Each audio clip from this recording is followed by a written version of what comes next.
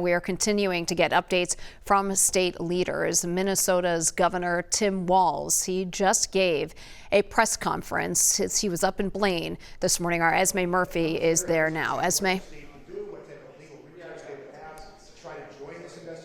Well, Heather, I can tell you the big headline here is this.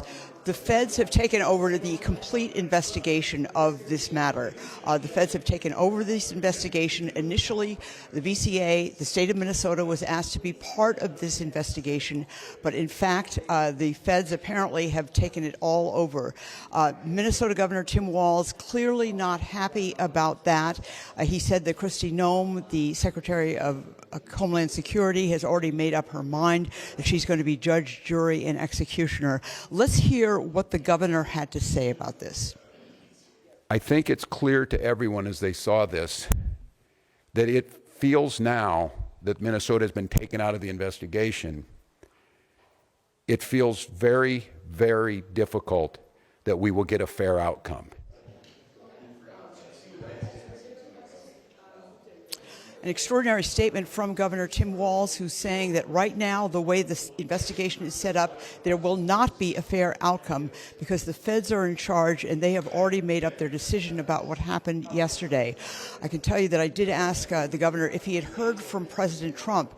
He has not. He has spoken to Secretary Noem yesterday, but he did say this to President Trump. He said, quote, "Leave Minnesota alone." And then at the end, he was very emotional as he said that Minnesota is needed to hold the line on democracy, that nothing less than holding the line on democracy is at stake here. And he also had this to say to the president. He said, if the problem is with him, in other words, it's no secret that the president and Governor Walz have differing views of each other, and the president they don't really like each other, I think it's fair to say. What the governor said was, hey, I'm already out of this. He dropped out of the governor's race on Monday. He said, I'm out of this. Leave Minnesota alone. And then also he said, and he begged Minnesotans. He thanked them for the peaceful protests that we saw last night, but he also repeatedly begged protesters to not give what he says the federal government wants, and that's violence, because that will only escalate the situation.